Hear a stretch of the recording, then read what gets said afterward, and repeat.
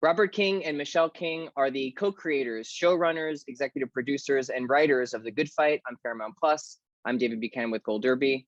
Robert and Michelle, I want to start kind of big picture on season 5, which I think, in rewatching some of the episodes, is perhaps the most emotional and moving of the 5 seasons, at least to me.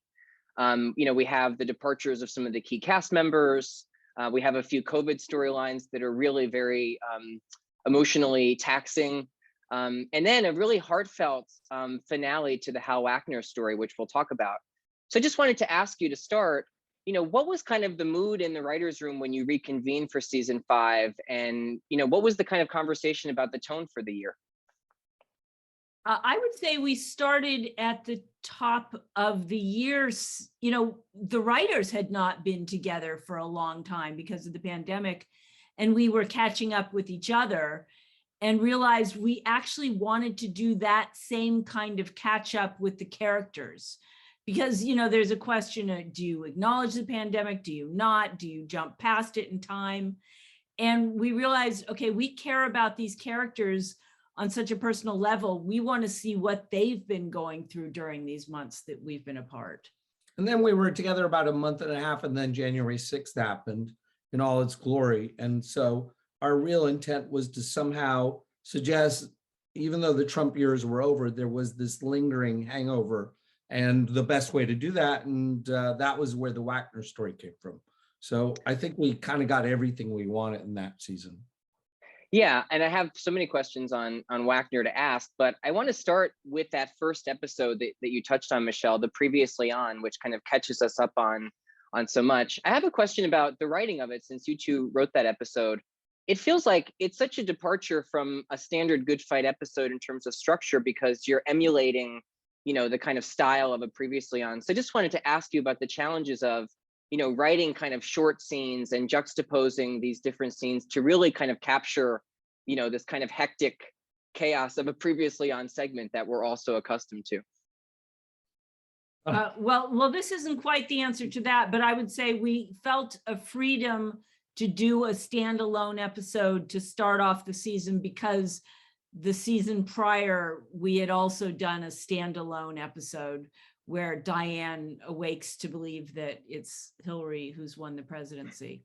So that gave us license to, again, go with a standalone first episode. I think the writer's room and we like to play with the tropes of TV and the modern streaming tropes, which often have these, everybody spends a lot of money on beautiful episodes, and then they start it with the ugliest thing you can imagine, which are these terribly edited together Previously On that mean nothing. If you were watching Previously On and you hadn't seen the episode they're referring to, you go, what the hell are they talking about?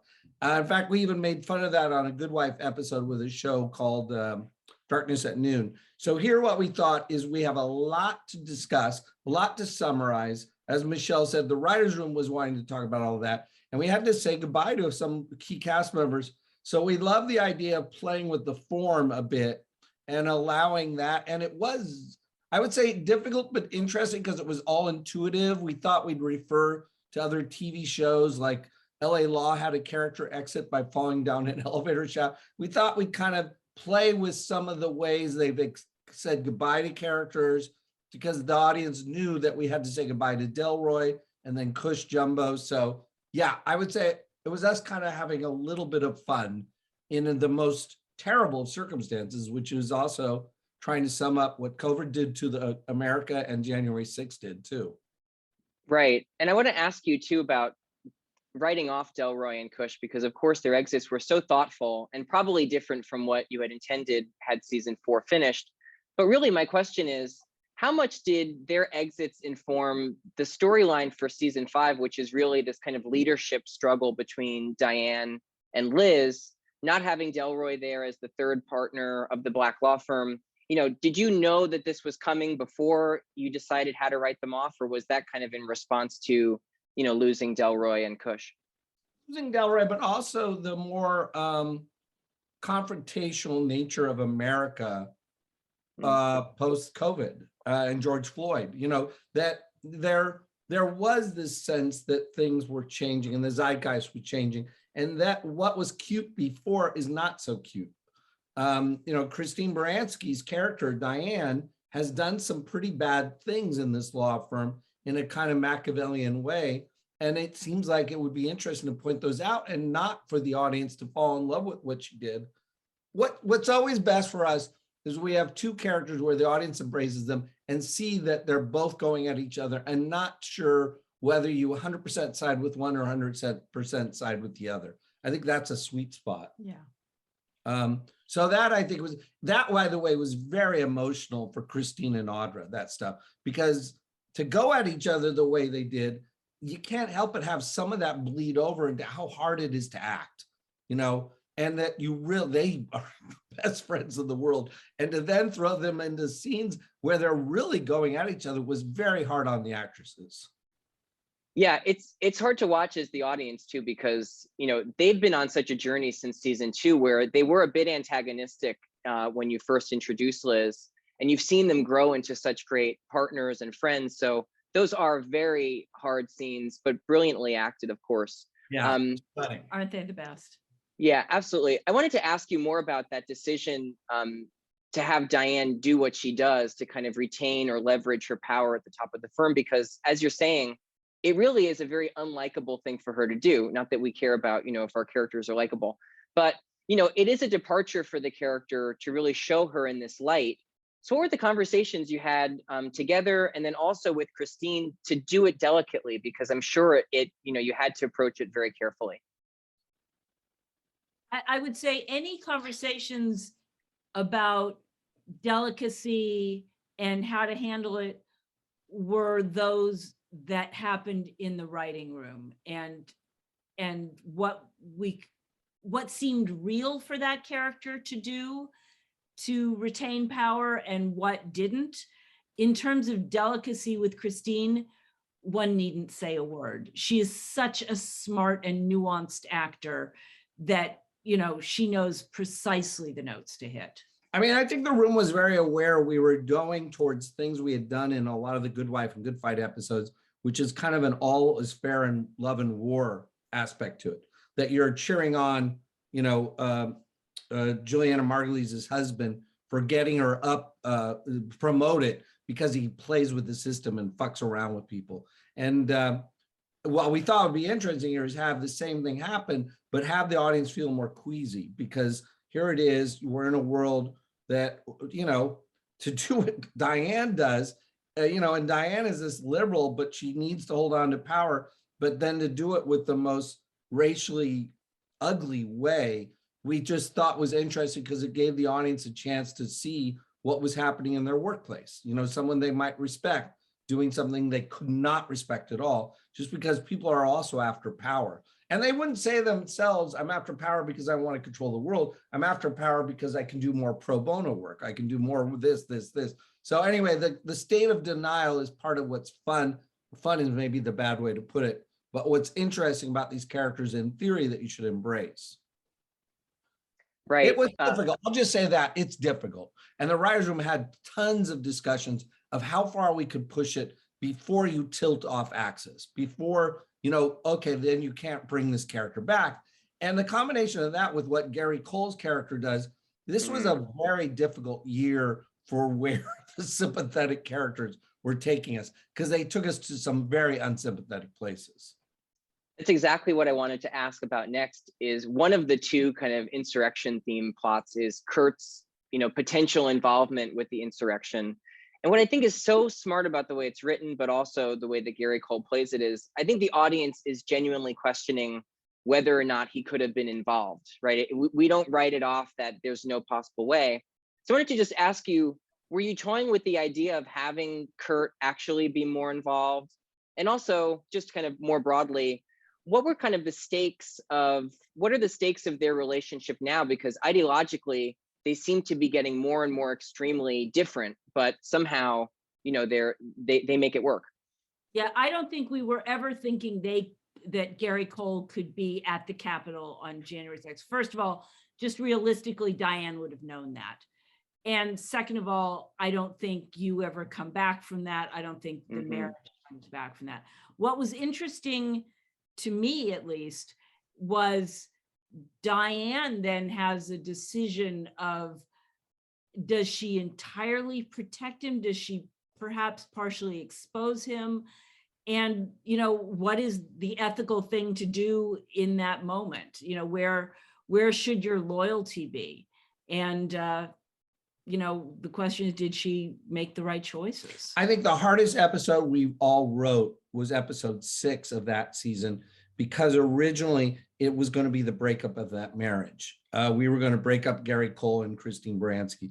And it was a very hard episode. The first draft just had people in a very emotional state, just seeming like, okay, are we being too abrupt? And Christine read it and she thought it was too abrupt. She thought, no, how do you live with it? How do you live with someone that you're so politically different? And that took us to the Ruth Bader Ginsburg dream kind of thing. Because, whenever you run into trouble dramatically, the best thing to do is try to go comically.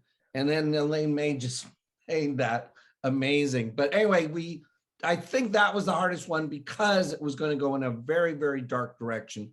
And we're living that now. I mean, the political system is breaking apart so much.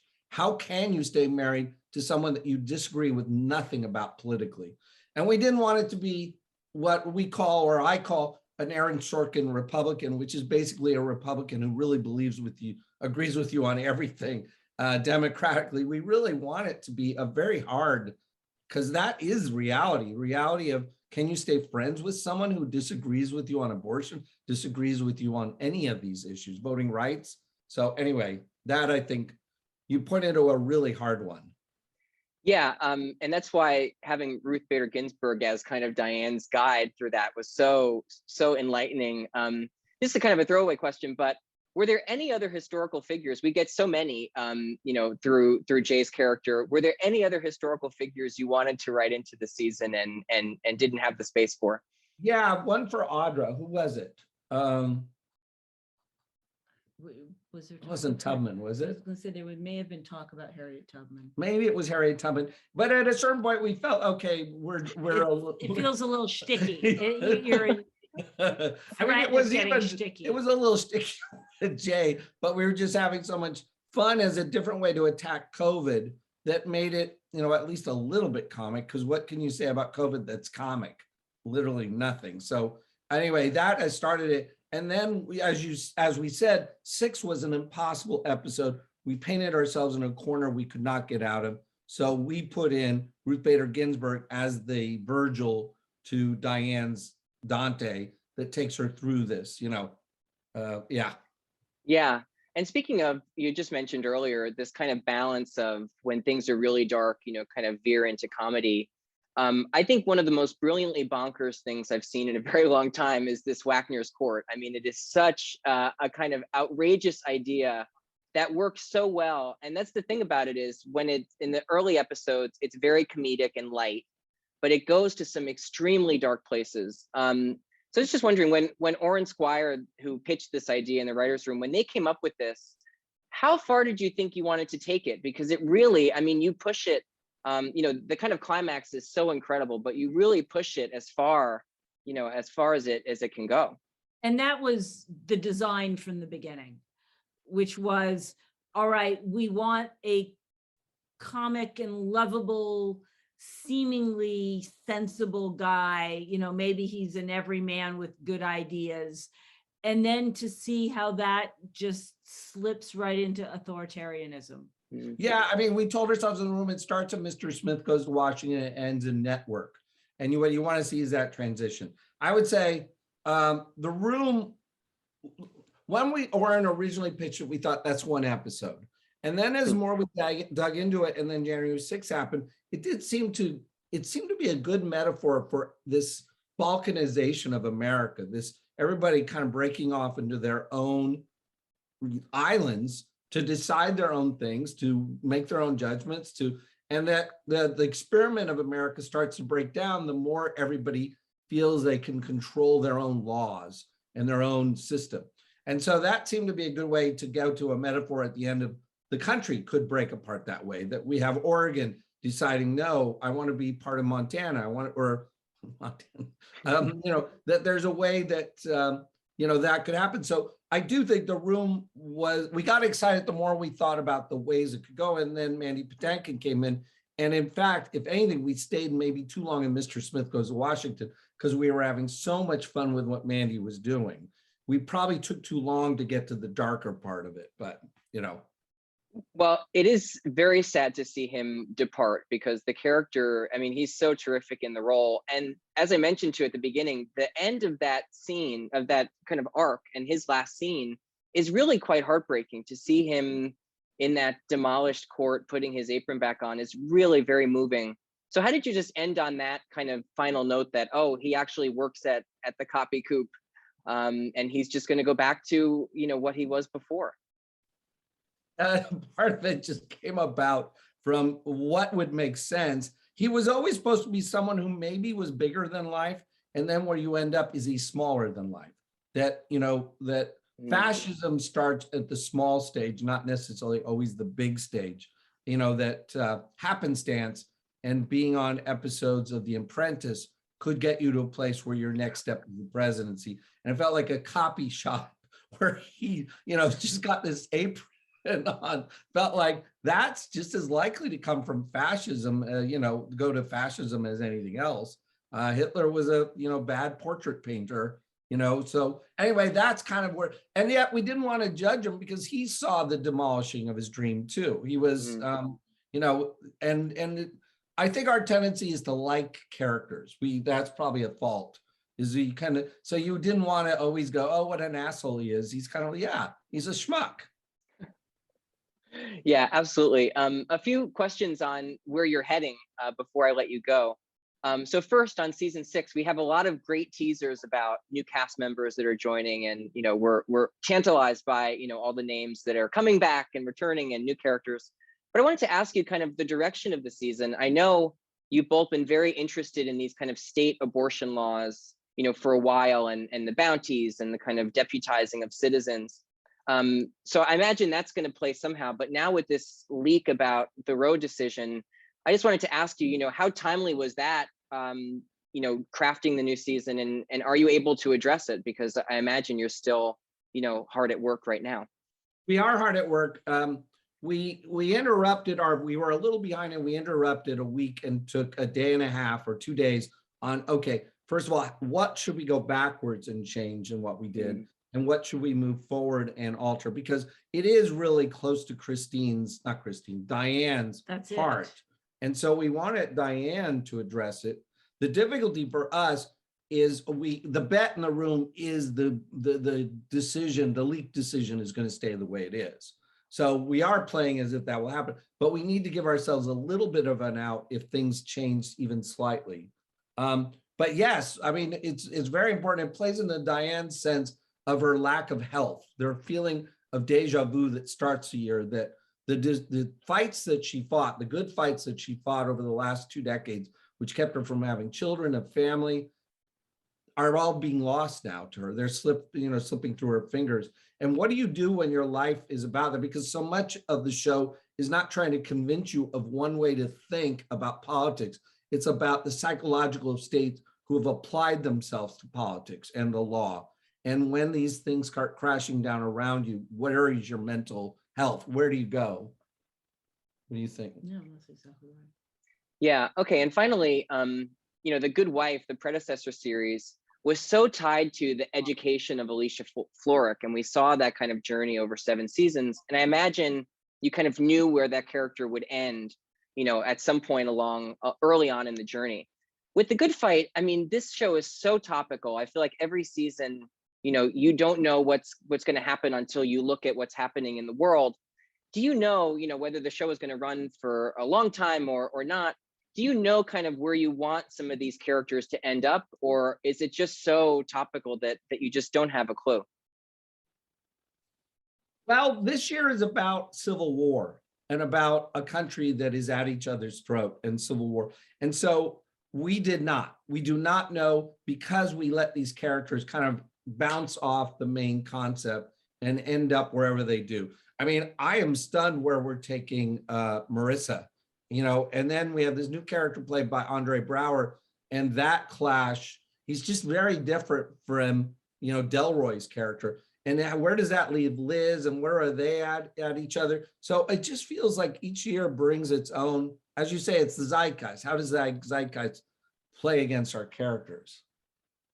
Yeah, I would say this world is more unsettled than the world of The Good Wife and the world of Alicia Florrick. So it feels as though every character is trying to find their equilibrium in a way that the characters on The Good Wife weren't.